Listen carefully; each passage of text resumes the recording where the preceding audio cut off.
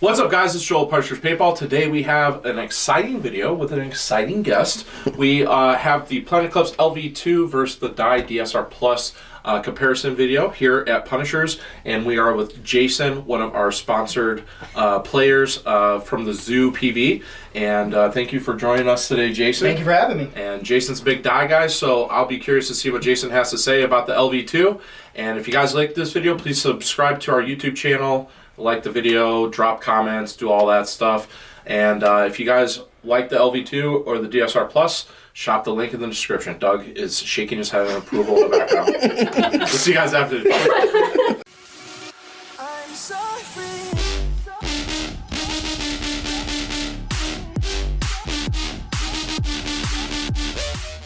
All right, Jason. So you are a big dye guy. I am. I've been a dye guy since 2006. Holy shit! No, 2005. I'm sorry. You played paintball for that long? Yeah.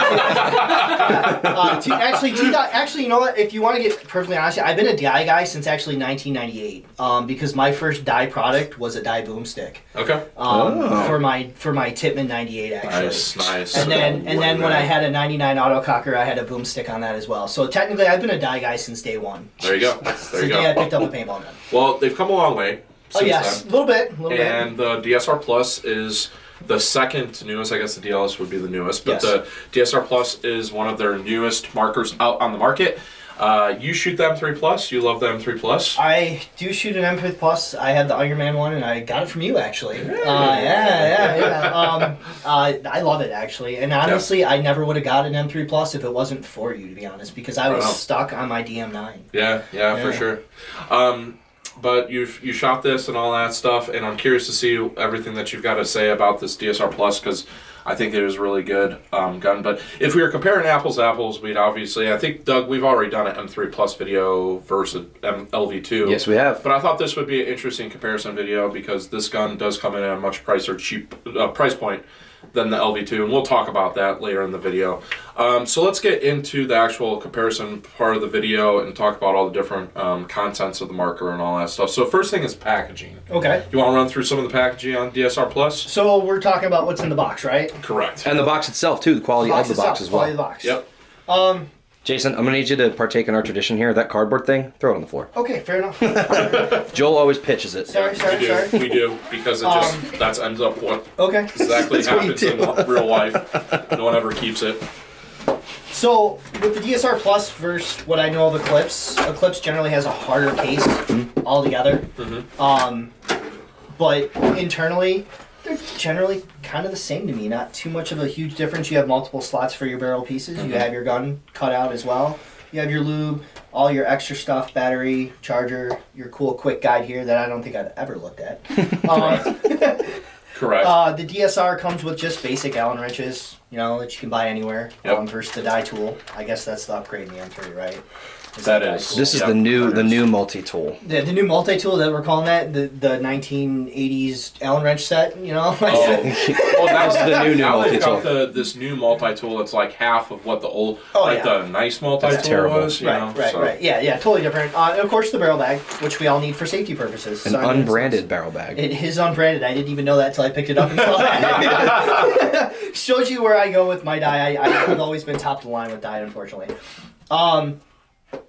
It's not bad. So no, it's not bad at all. Honestly, on a personal level, I don't use the cases I get with my guns. Do you buy aftermarket cases? I actually have a Pelican case I keep my guns in. Okay. So I keep all my important guns. He's an OG dye guy. Yeah, for all you guys on the channel, the OG dye guys, I can spot them from a mile away because they've always got their stuff so freaking clean. Everything is perfectly organized. My gun is never dirty. My gun is perfect. Yeah, see? Yeah, exactly. We've got Kara, we got Jason's wife in the back here. So you shoot dye as well? She owns one. She has one too. No, what she got from Joel? I have a Lux Ice. Oh, She shoots a Lux. She shoots a Lux, but she owns a dye. Yeah, my backup is an M2. Still counts. All right, so for the LV2 packaging, Eclipse tools, nothing fancy there.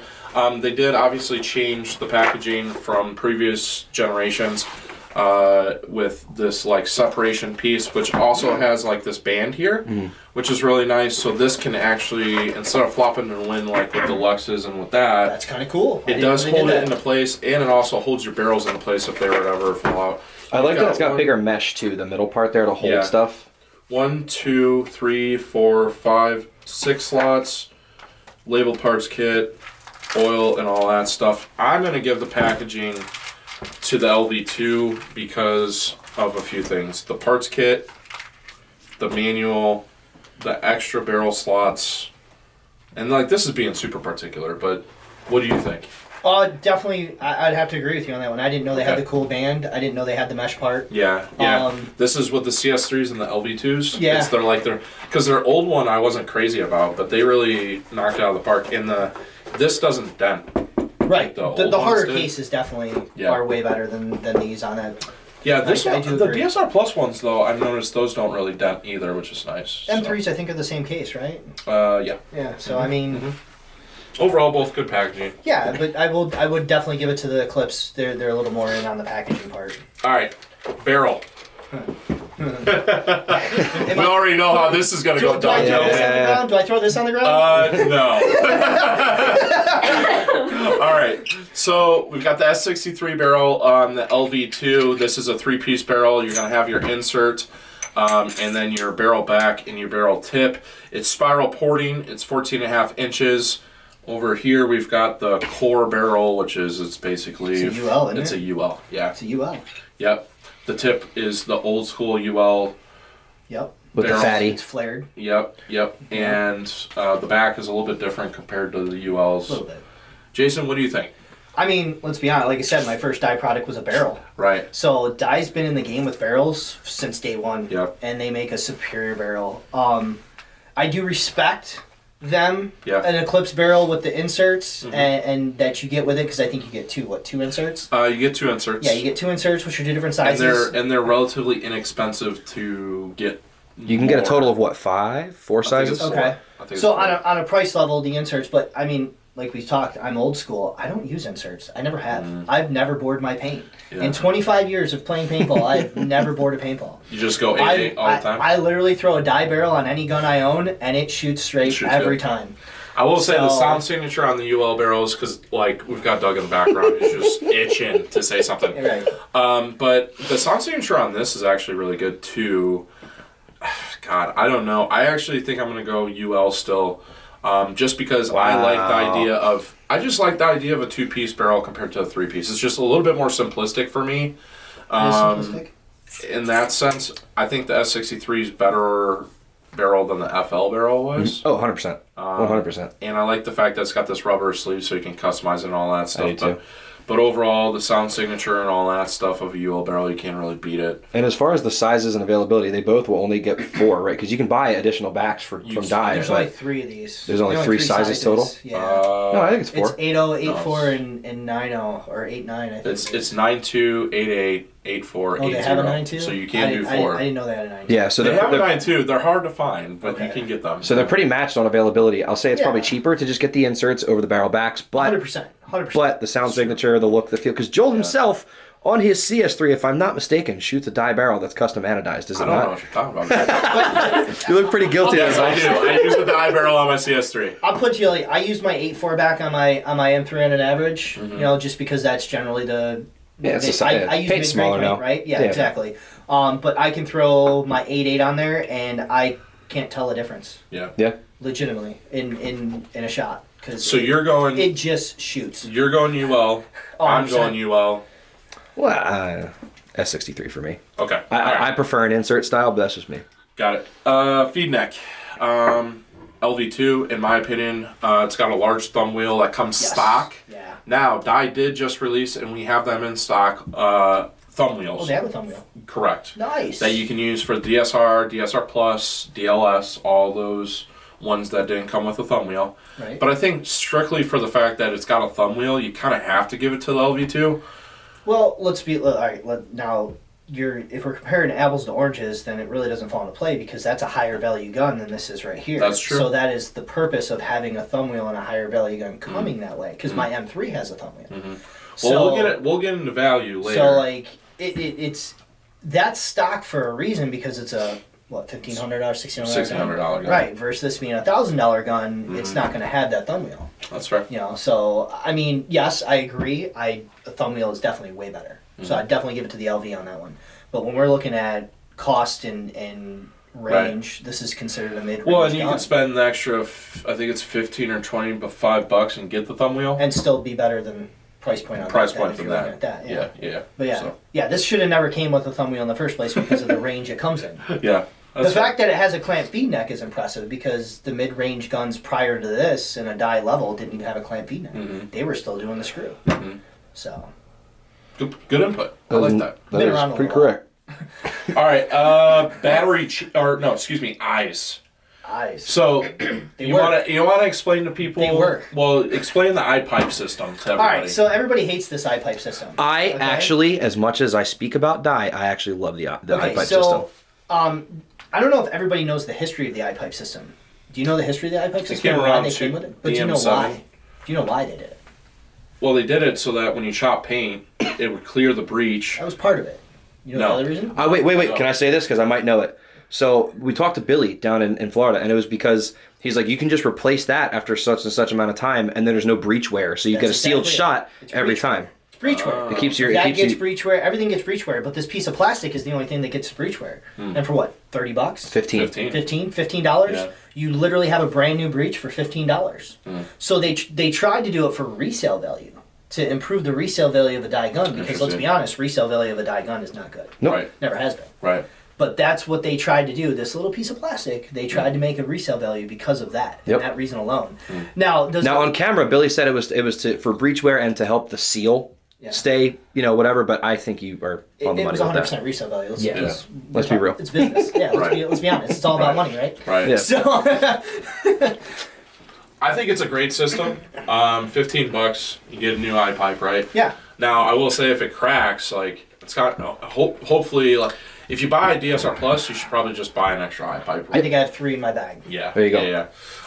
So there is that portion of it, whereas, like, with the LV2 to access, and what's cool about it is you pull the eye pipe out, you run your squeegee through it once, like with my M3. Like, I would take my eye pipe out, run my squeegee through. It's like a flush harness that sits in the breech of the gun, which is really nice. Now with the LV2, it's just your general eye wires, and you pop your grips off on both sides. You have toolless eye covers here, and there is your very traditional eye ribbon and all that stuff. So for the most part, like, it's toolless, but I think I'm still going to give the eye system to the DSR Plus on this. Interesting. Yeah.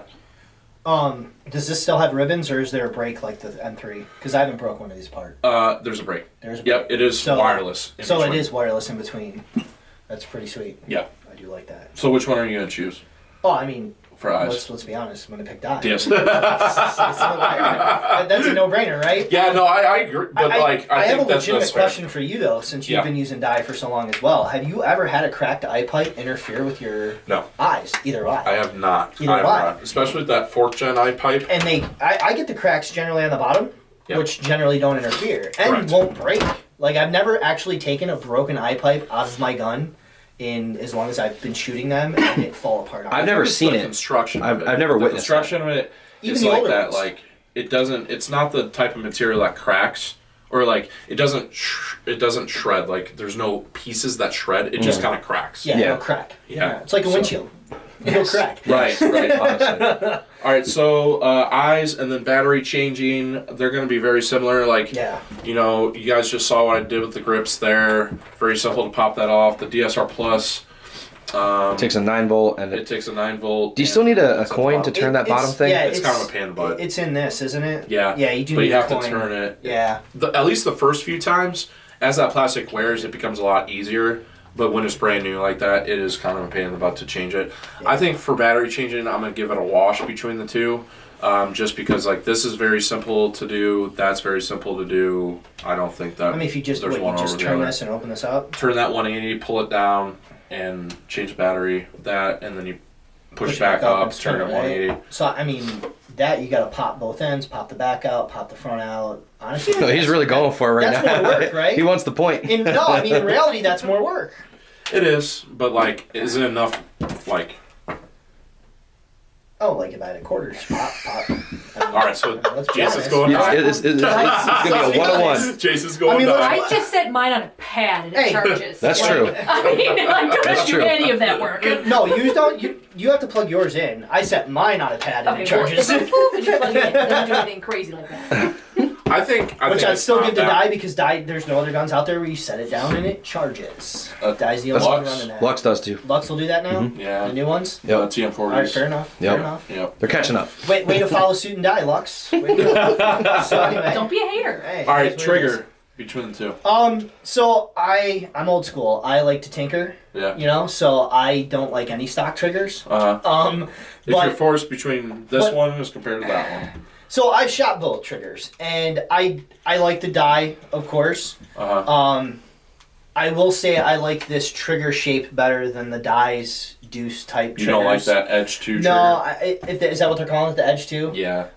It's a deuce type trigger for me. Yeah. I don't like anything deuce. Mm-hmm.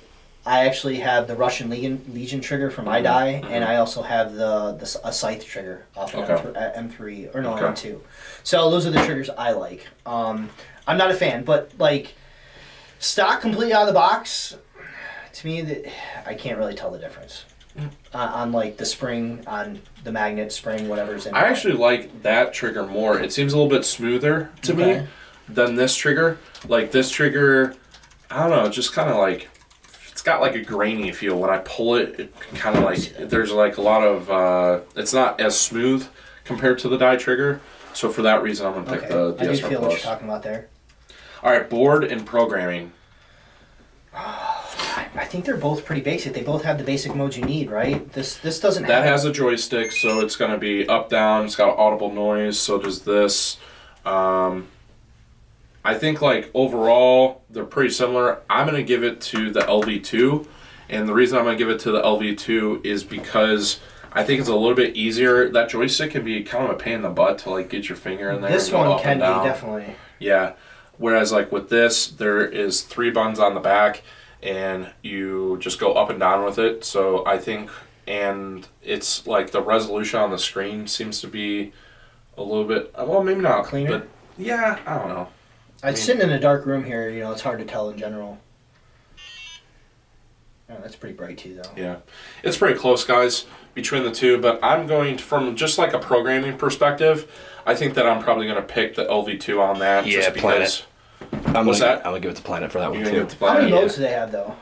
What's that? How many player modes do the Planet have? It's got a bunch. It's got like all kinds of settings that like I've never even messed with, like mechanical. Well, there's all kinds of like timing things that you can go into. You can change your firing mode. You can change ramp, sustain. Yeah, I'm talking firing modes. Like, how many firing modes are there? Like this has NXL, semi, burst, and full auto. Okay, so it's got 4. So we're looking at 4, which are very basic modes. So preset is semi 10, semi 15, NXL, PSP, PSP fast. Okay. Retro, which I don't even know what that is. Well, it's got a few. It's got training mode and then semi. Okay. So basically, so it's got a little more modes. Yeah. I mean, if that's the case, as much as I love Die, I'm gonna give that to Eclipse, man, because if you got more variety in your board. Yeah. I mean, I think for me it's the joystick thing, and the other thing that I've seen with these DSR pluses, or the DSRs, I should say, is this plastic portion. Yeah. Tends to crack. Really, the screen cracks? There's like the a little cover? piece that loops around the joystick that cracks, and then you got to replace that, and it's like this like little tiny Phillips head screwdriver you got to back out of place. And then Die, of course, doesn't sell just the plastic portion. You have to buy the entire OLED thing. Oh, okay, fine times, right? Okay, fair enough. ASA.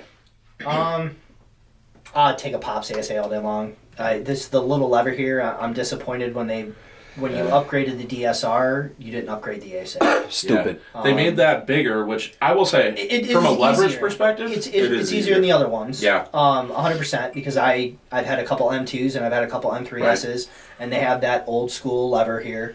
and I swapped them out for pops. You know, the die pop one. Yep. Or slap. They call it the slap on the die. Mm-hmm. I wish they would have put a slap ASI in this, and unfortunately they did not. Right. Or at least make it compatible. Something. So you could upgrade the slap ASA to Right. I mean, because the regulator is built into it, that's also, I think, part of the issue there on that level thought process. But I mean, a pop or a slap, any way you look at it, man. That's agreed. That's innovation to the T. That sure beats this. Right. All right, so ergonomics.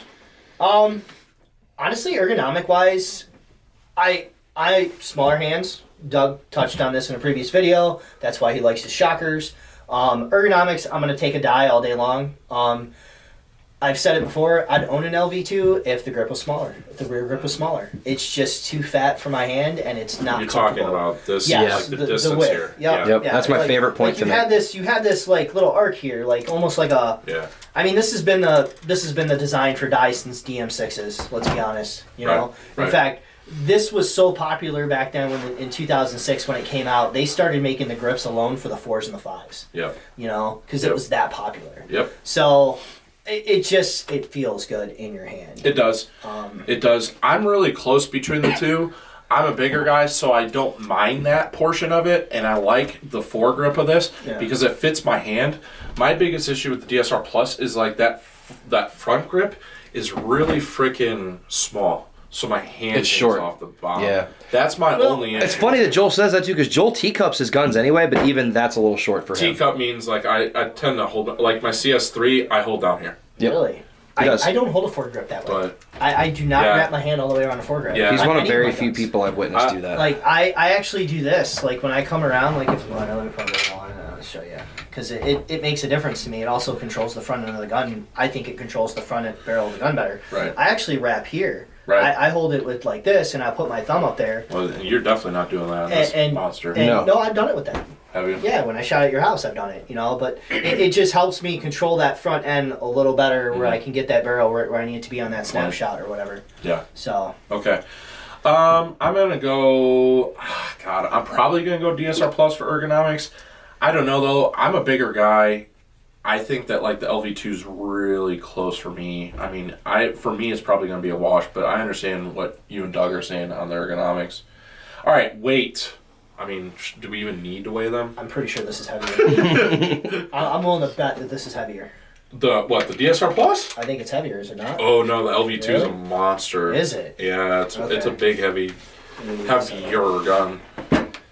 And we don't have batteries. Doug, can you go, or do you mind grabbing the... All right, so we're back. Sorry about that. We had to actually get a scale that had batteries in it. We've got our brand new scale here, so we don't have to adjust anything. We're going to weigh both of these with batteries and barrels. 2 pounds. 2 pounds, 0.2 ounces for the DSR Plus. And then for the LV2, 2 pounds, 2 ounces. So it is 2 ounces heavier. I'm not surprised by that. The DSR Plus is a lower profile gun. Do you feel that 2 ounces? That I 2 do. ounces, really? Yeah, I do. She said yes. Yes, I have to have a light gun. Yes. Okay, that's fair. All right, next, guys, is maintenance between the two. I'm going to tell you go to the gym if you feel that 2 ounces. Anyway.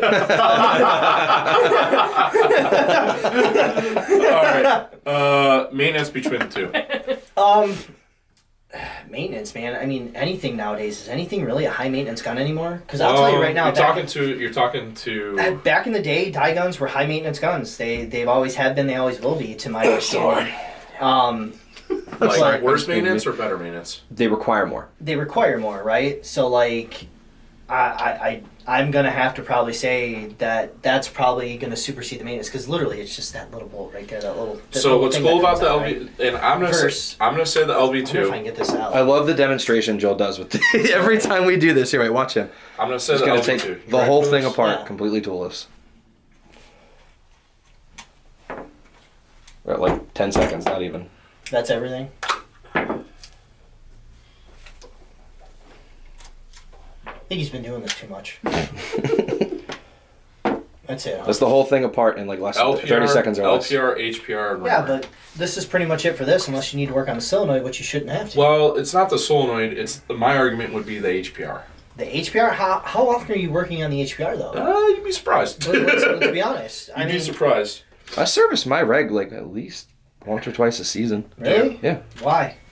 I think It's good to do. I think I've opened my M3 reg never. I also end up in the snake a fair amount. So like I'm dragging my gun through some shit. Dude, I so put 10 cases of paint in my gun in one day.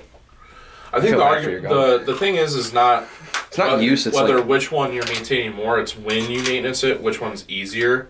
Yeah, because you need a screw to get this out, right? No, it's you take the grips off. Oh. So there's a screw. There's a screw on both sides of the grip that you have to take Which off. you need a tool for. So versus that being non-tool. That would be my argument. No, I agree with that 100%. I do agree with that. If that's 100% toolless, like the Lux, 100% toolless, I understand that. Build quality, reliability. Reliability. Oh man, this is where Where's build quality? Build quality. What is considered build quality? Build quality is Define like. that for me. Like for me, I take it as likelihood that you're gonna get a lemon out of the box. Like how good are their tolerances? How good is the QC? Man. Like the materials? Like Shit. so. Yeah, agreed. I'm gonna take Eclipse on that. Yeah. What? I would agree. 100%. Wow. No. That's on camera, but they were rolling for that. No. All right, Jason. Build quality and reliability. Did you pay him for that? No, legit. Now I am a rare. My die guns, I pick them up. They shoot every time. Yep. No issues. But I have seen too many die guns go down in the middle of a tournament, in the middle of a scenario game, just on weekend play. They take it out of their bag. It leaks some way, shape, or form. And it could just be that person screwing that up, right? Mm-hmm. But very rarely do I see a guy pick up any Eclipse gun that I've ever seen. I own one Eclipse gun, and it's a beast. And you barely have to clean it. It just works. It just works. Like, there you go. I mean, agreed. Nothing 100% else. agree. Yeah. Agreed. Nothing else to say. I will say with the IM Pro Kit, which we're going to get into upgradability, the IM Pro Kit, when I've installed that into these guns, has made the gun more reliable. Yes. Well, I can see a reliable difference in my DM9 because one, it's a 9, so it's made in 2009. Right. Versus my M3 that I bought from you 2 seasons ago. Mm-hmm. So there's a huge reliability difference in that. Mm-hmm. Huge. I've cleaned my M3 way less. I have to maintenance way less. It is a lower end maintenance than my DM9. Yeah. But all in all, I never see anybody really working on those unless they're leaking. Right. Ever. Right. Ever. Right. Yeah. So, agreed. All right. What about tech support? I am the tech support for my guns. So I think that can be said for the majority of people that own die guns. Is especially the OG guys, they know how to work on their guns, and they're not. I'm also old school. I know how to work. I know how to tune an autococker, for God's sakes. How right. many people still know how to do that? Right. You know, there's not a lot out there. Yeah. So talking to the modern day person that might not be familiar with these guns, I mean, and say you gotta send it off for tech support or whatever the case may be. I think here's my opinion on it. Both good. Die has very quick turnaround. So does Planet Eclipse. They both have warranties coming from the factory, so there's no difference there. My only difference that Doug and I always talk about when we talk about market comparisons is we don't see a die booth at our regional tournaments or regional events as much as we see Planet Eclipse techs. Yep. That would be my only argument between the two. I wasn't going to argue because I was actually going to bring it up if you didn't. Yeah. Legitimately, the regional events I've been to, I don't think I've ever seen a die at a regional event. Yeah. There's multiple scenario events that we attend as a scenario team that Planet's there, don't see die. I think the last time we saw, and it's probably been 4 years, I saw a die tent at Monster Game 4 years ago in Michigan. And that's the last time I seen a die tent up. Okay. So it's been 4 years since I've seen a die rep at a scenario game. Okay. Which is funny because they actually have a scenario gun they try to promote. The Die Dam. The Die Dam. Yep, the Die Dam, for sure. Right. So, all right, so we're in agreement there. And then upgradability between the two.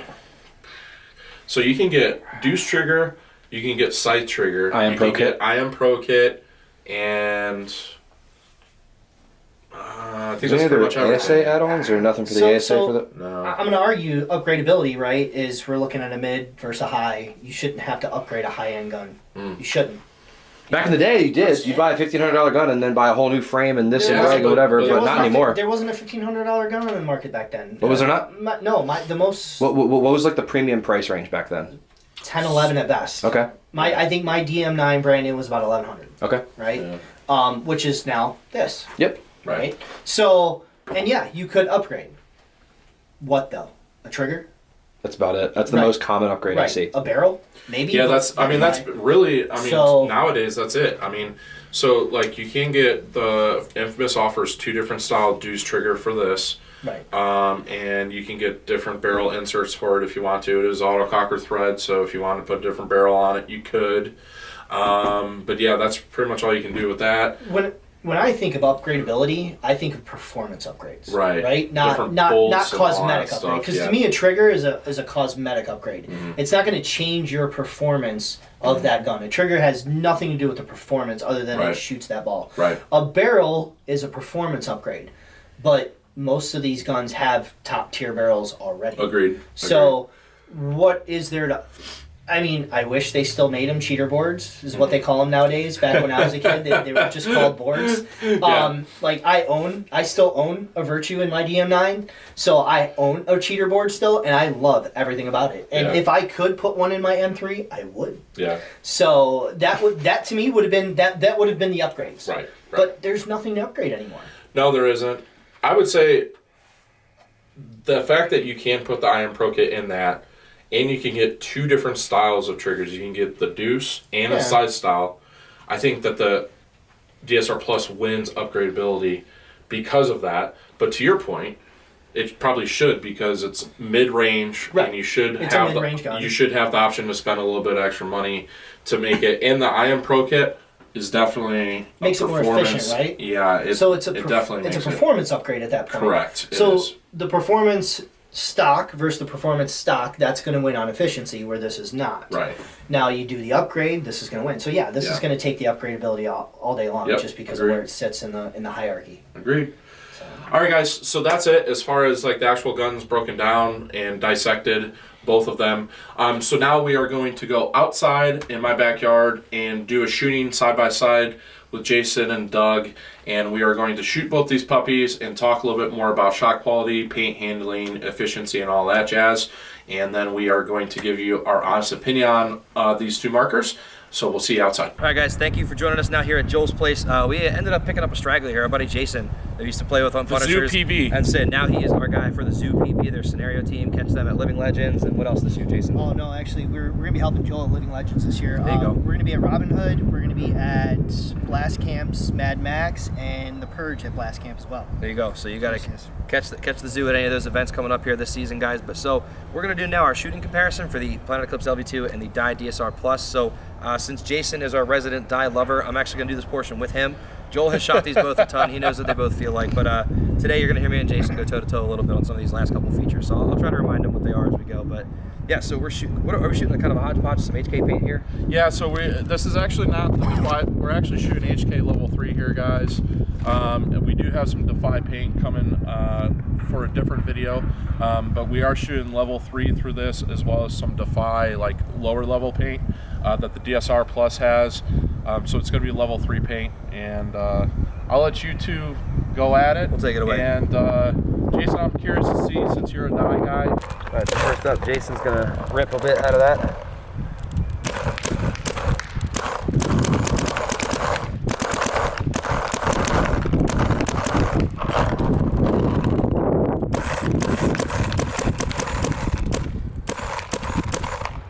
Are you able to ramp it, or is it in semi? Oh, no.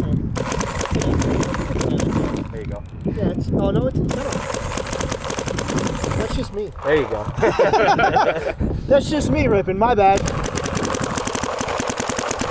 That looks more like That's actually pretty good. I'm going to give him a shot here with the LV2. Yeah. I'll do this and then we'll switch up in a second. All right. LV2.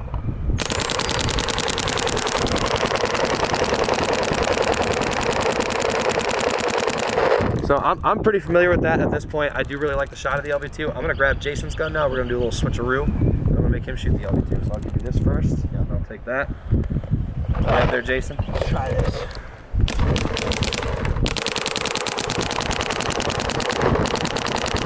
That was nice.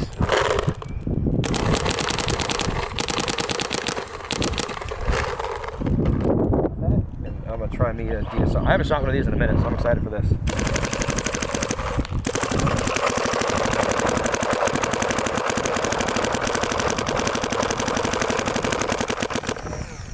That is pretty nice. All right, so I'm gonna degas this and turn it off and all that good stuff so we can take our masks off and talk. All right, so now that you guys have shot both, we're talking about paint handling, we're talking about shot quality and efficiency, which is kind of like, obviously we're not going to do an efficiency test. I'm not going to shoot a whole case on both of these right now. So I will say this, the DSR Plus is about 14 to 1500 shots off of 77 without the IM Pro kit. The IM Pro kit, as we've already mentioned, in the studio is definitely a game changer. Yeah, 100%. This is going to get right around that same. So efficiency wise, they're going to be pretty close. Yeah, okay. It's not a definitive, but like, what do you guys think shot quality wise? They're so different, it's hard to compare. So what I'm trying not to do is let like the ergonomics of it play into the actual shot too much. I think I felt less movement and recoil with the LV2. Takes nothing away from how soft the DSR Plus shot was. I think I still like the LV2 shot. I actually thought that this shot was softer than that stock, but I am aware that that gun is fully adjustable versus this one is not. So being fully adjustable, that one can be tuned to shoot a whole lot softer. Yep. Yeah. So, sure. I mean, reality-wise, but right off the shelf, out the box, I think the DSR had the softer shot. Think so? Personally. Yeah. It's Less of a kick. So I think the DSR Plus has the better overall shot quality out of the box. And from like a paint handling perspective, you know, we're obviously going to be doing real paint tests. I did one on the LV2, and it was outstanding. And then DSR Plus, we actually are going to be releasing a brutal paint test on that as well. I suspect good things. So I expect good things on that too. So between the two, I mean, it's a wash. DSR Plus load. Yeah. Like, I liked it.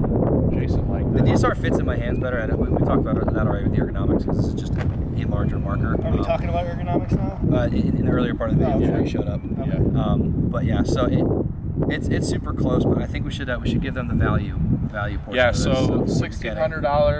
$1,000 for base colors. If you want to spend the extra $90, as we had already mentioned with the IM Pro Kit, I think it's worth spending the $90. You get better efficiency, much better efficiency, much better reliability out of the IM Pro Kit for that $90 to install it in your DSR Plus. Me, value-wise, I'm picking the DSR Plus. I would agree. I think that, like, from a reliability perspective, it's really hard to beat Planet Eclipse.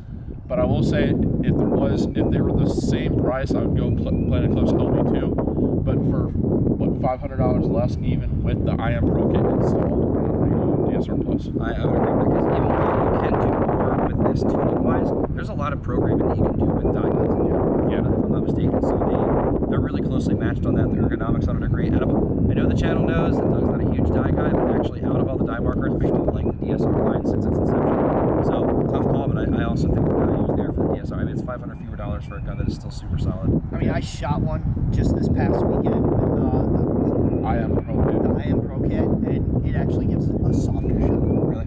Yes. There you go. Yes, it really did. It reminded me, I am a die fanboy. I still own a DM9. That's how old school I am. It reminded me of an old DM shot, actually, with the Pro Kit. It was beautiful. It really was. Sweet. Jason, I appreciate you coming out and joining us today. So guys, across the board, DSR Plus. Yeah, the value I will give to the DSR. Oh, value, 100%. As far as the total scores, I'll put those at the bottom, guys, because I don't remember them off the top of my head, but I always give you the screenshot. Thank you very much for watching. I'm not sure if Joel had anything else to add here for us today. I hope you appreciated my headband that I brought out for this. But guys, please use the link in the description to pick up either one of these bad boys from Punishers and obviously anything else you need for the paintball season coming up here in 2023. We'll catch you